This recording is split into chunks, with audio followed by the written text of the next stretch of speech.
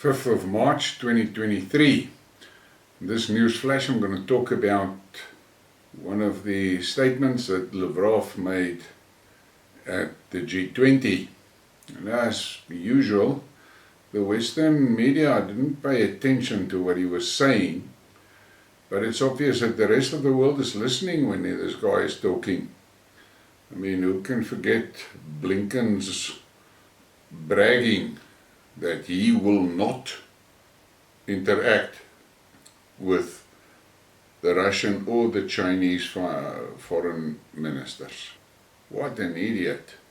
He's supposed to be the #1 diplomat from the West, and he acts like an angry child in the kindergarten. But let's get to Lavrov. Western democracy filled with blackmail. The West threatens other countries with punishment and blackmails them if they don't comply with demands to oppose Russia with sanctions.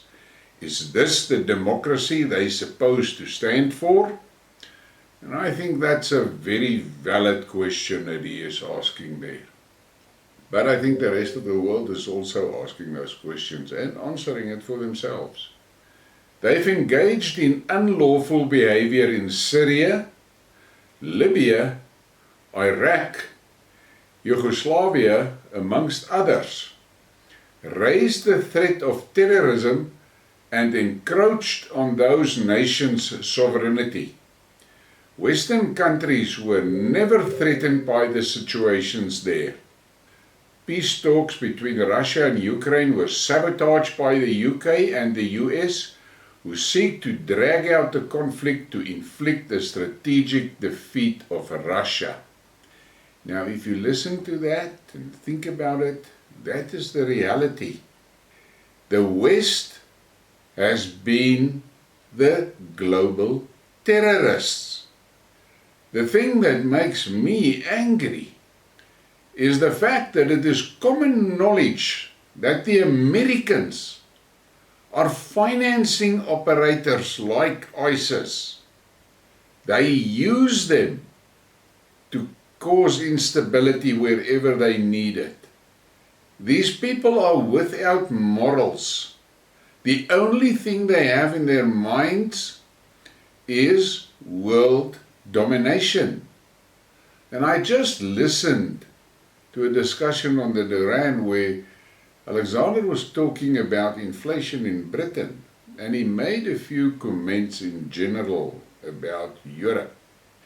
That cabal in Brussels, under instructions from the newcons in the shithouse, have really given Europe a death blow.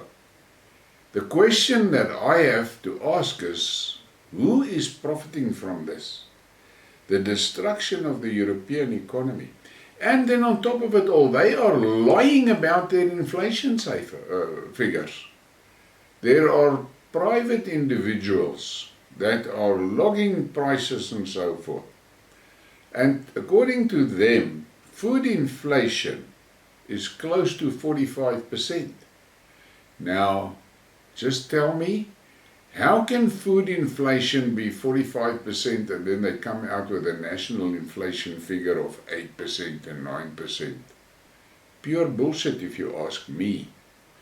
But what the West have done in Syria, Libya, Iraq and Yugoslavia, those things are just swept under the carpet. But they killed millions of people. They destroyed millions of lives. But they want the world to think they are the saviors, but the rest of the world is now aware of their nonsense. And more important, Russia's activity and the way Russia has handled the sanctions war against it has given the rest of the world the guts to send the West packing. That last diplomatic trip of Blinken through the Kazakhstan and Tajikistan and all that stones was a disaster. And now Macron in Africa, the Africans chasing him away. These are things that wouldn't have happened a year ago. The West chose the Ukraine as the hill on which they are going to die. And that wish is going to come true. Western journalists forget Zelensky signed a decree forbidding discussions with Russia. Developing countries see through the West's empty platitudes and its colonial instincts. That's why they do not back the anti-Russian sanctions. It is wrong to talk about Russian isolation. We talk to our partners around the world. It is the West which is isolating itself.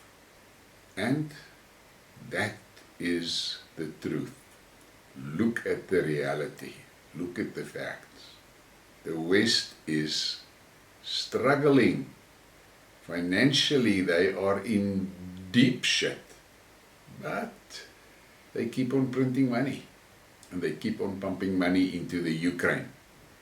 This Ukraine debacle is going to be the hill on which the West is going to die.